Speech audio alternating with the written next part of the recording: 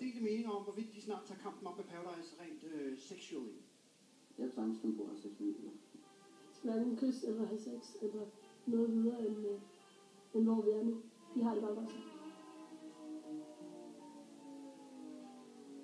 Jeg er ret overbevist om, at du vil godt have sex med mig. Men jeg synes bare, det er for tidligt.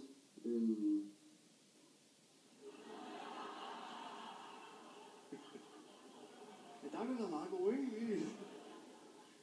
Godt pausebillede der, så lige med en fod. Men jeg er stadig klar. Alt for tidligt. Big Brother, de ved altså, hvad de laver. Lad mig lige brække ned fra jer, hvordan de relativt nemt kan tæve en mand rundt i managen. Her er Martin på David. Jeg er ikke i tvivl om, at jeg kommer til at være sammen med Julie på et tidspunkt. Jeg er damernes ven.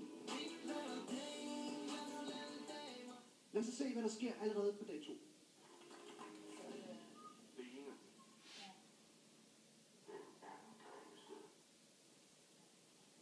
Martin.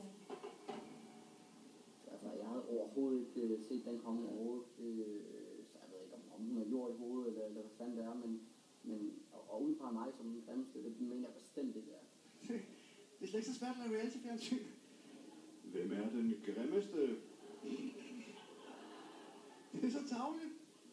Jeg tror, når Kanal 5 kalder det for Big Brother, så mener de ikke sådan den slags storebror, der overvåger alle, men bare den slags storebror, der siger, nu hvor du grim din ost. Lad os se, hvad det gør ved den stakkels mand, der selv har bedt om det. Skal vi lige huske. Hvis jeg skal have min selvtillid tilbage, så tror jeg bare, jeg har brug for at høre nogle af de andre piger, hvad de har svaret. Jeg vil godt vide, jeg gad bare godt vide, at der ikke er andre, der har svaret, at jeg er den grimmeste. Ja, få lidt ud. Hvad gør man så ved en mand, der er knækket? Man knækker ham endnu mere ved at tage det fra ham, man elsker allermest. En kvinde, han har kendt i 2 dage. Det var pisse ubehageligt, men altså. Jeg kan bare ikke forstå det. Hvorfor lige hende? Hvorfor lige hende? Jeg havde så store chancer for at have sex med hende. Hvad gør man så med en fuldstændig ødelagt mand, der egentlig bare havde regnet med, at han skulle feste i 100 dage, og efterfølgende springe over diskotekskøer og vælte sig i hele flasker?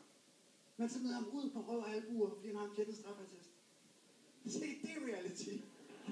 Det er bare virkeligheden, der står og smækker ham kolde lussinger. Så er det ud. Farvel. Fik vi sagt, du er grim? Hej hej.